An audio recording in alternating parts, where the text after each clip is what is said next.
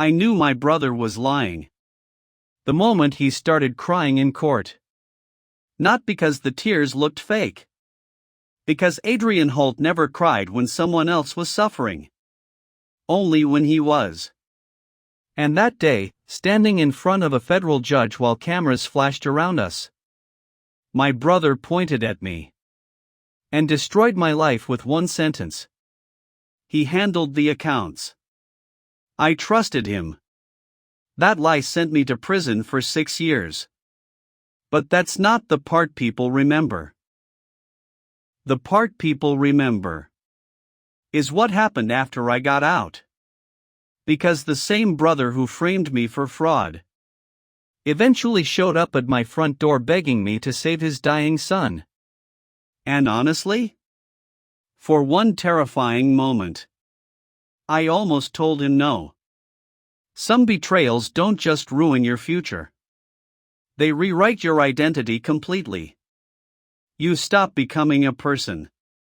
You become a story people whisper about. A warning. A headline. A disappointment. That's what prison taught me faster than anything else. The world doesn't wait for explanations. It chooses a villain quickly and moves on. My name is Declan Voss.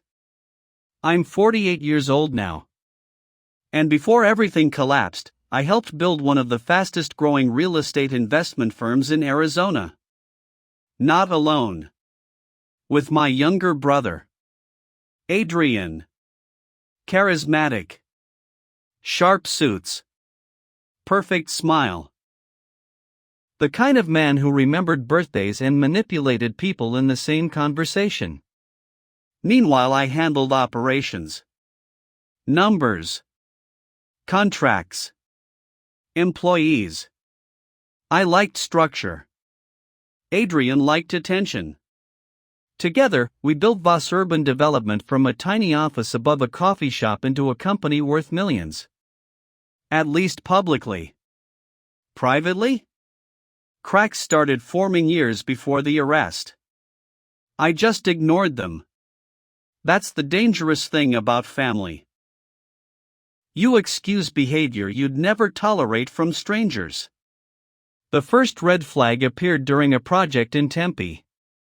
Missing money. Not huge initially. Just enough to feel strange. Wire transfers without proper approvals. Invoices duplicated oddly.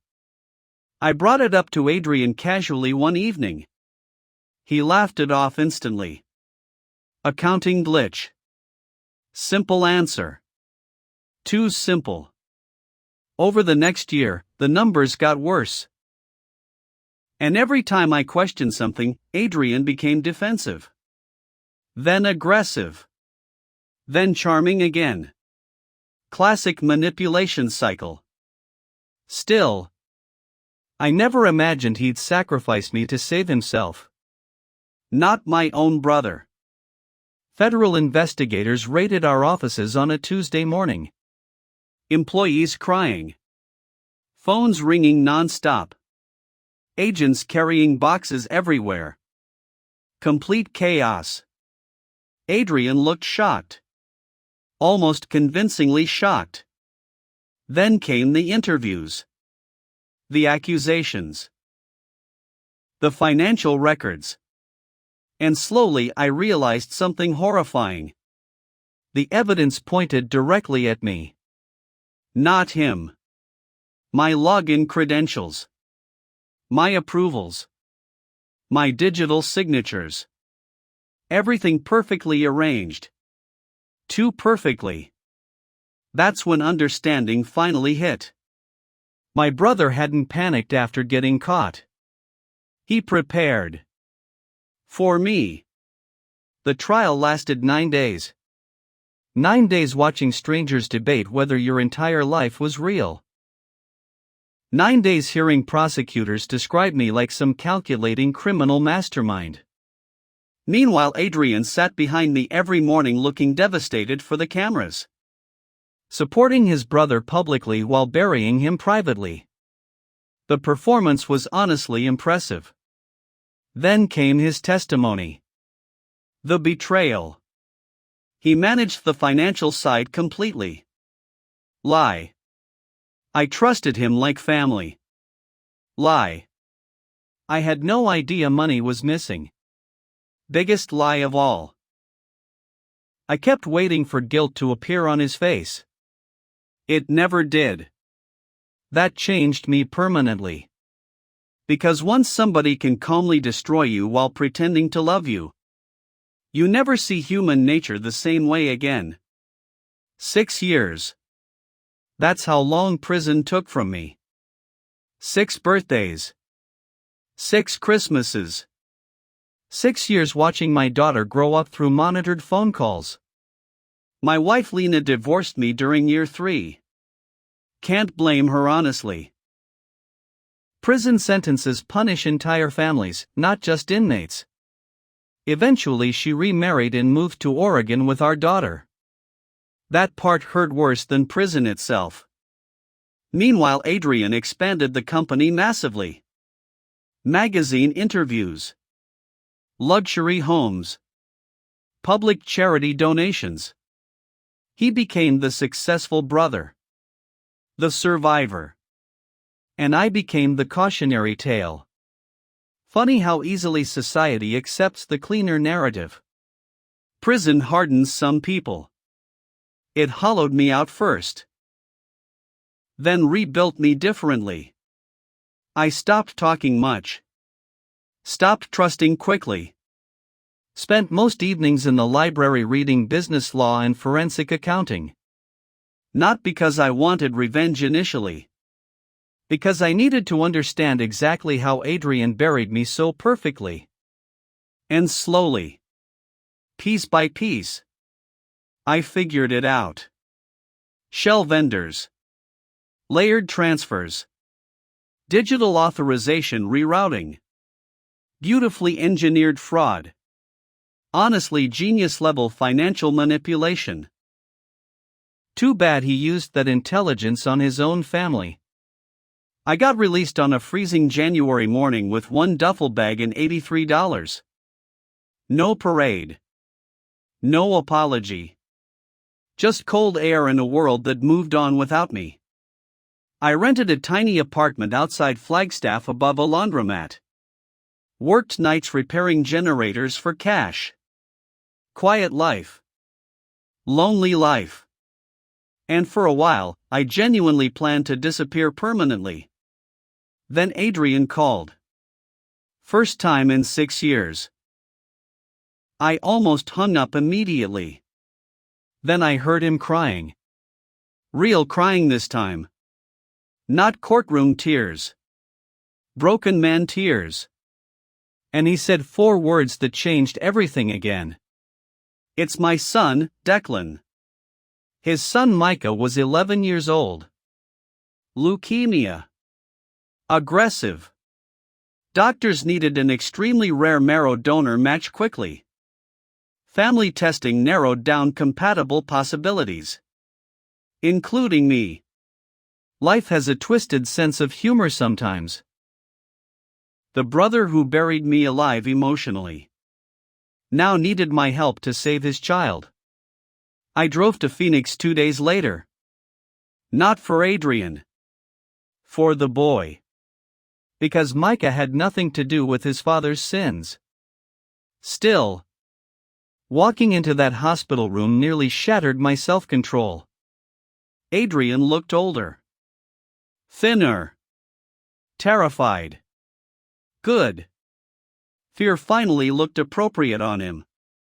Micah smiled weakly from the hospital bed when he saw me. Dad says you're the smartest person in the family. That sentence nearly broke me. Because even after everything, Adrian still used pieces of me inside stories he told his son. Tests confirmed it quickly. Perfect donor match. Doctors called it incredible luck. I called it cosmic irony. And during those hospital visits, something unexpected happened. I started seeing cracks in Adrian. Real cracks. Not performance. exhaustion, guilt, panic. One night near the vending machines, he finally confessed something I already knew. "You weren't supposed to go to prison that long." I stared at him coldly. "That's supposed to comfort me?" He cried again. Said the investigation spiraled beyond his control. Said he planned to fix things eventually. Said he was scared. Interesting word. Scared. Fear creates more evil inside families than hatred sometimes. The transplant happened in March. Successful. Micah slowly recovered over the following months. And through all of it, I kept asking myself one question. What kind of man was I going to become after this? Because revenge was possible now. Very possible. See, during prison I uncovered evidence Adrian never realized existed. Hidden backups. Private ledgers. Encrypted correspondence. Enough to expose everything. Destroy him publicly. Maybe even send him where I'd been. For months I carried those files everywhere like emotional dynamite. Waiting. Then came the afternoon everything changed. Micah invited me fishing. Just us. Small lake outside Sedona. Quiet water. Red mountains. Perfect weather. Halfway through the trip, he asked something simple. "Why doesn't Dad smile around you?" Man. Kids always sense buried wars. I looked at this fragile kid who survived cancer and suddenly understood something terrifying. If I detonated Adrian's life completely, Micah would inherit the explosion too. And for the first time since prison, revenge stopped feeling powerful. It started feeling expensive. A week later, I invited Adrian to meet me alone at our old company building. The original tiny office above the coffee shop. Place where we started everything together before greed poisoned it. I placed the evidence drive on the desk between us silently. Adrian looked physically sick. "You kept all this?" "Every piece." He whispered. "So why haven't you used it?" Long pause. Then I answered honestly. "Because your son deserves at least one parent he can still respect." That destroyed him harder than prison ever could. He cried openly. Not polished courtroom tears. Shame. Real shame. And for once in his life, my brother looked small. 3 months later, Adrian publicly resigned from the company. Quietly transferred most assets into victim compensation settlements connected to old fraud investigations. No dramatic confession. But enough truth finally surfaced. Enough. As for me, I never returned to business. Didn't want the old life anymore. These days I restore antique motorcycles outside a small workshop near Prescott. Peaceful work. Honest work. My daughter visits more now too. Slowly rebuilding what prison stole. And sometimes late at night, I still think about that courtroom. About betrayal. About revenge. About the terrifying power families have to either save us or destroy us completely. But here's the strangest part of all this. Saving Micah probably saved me too. Because hatred is addictive after betrayal. And if you carry it too long, eventually it becomes your entire personality. So before you leave tonight, remember this. The most dangerous people aren't always enemies. Sometimes they're the people who know exactly how much damage your love can survive. And if this story kept you hooked until the end, you already know what helps stories like this reach more people. Drop a comment. Hit like. Share it with somebody who loves messy family drama. Because trust me, there are plenty more stories where this came from.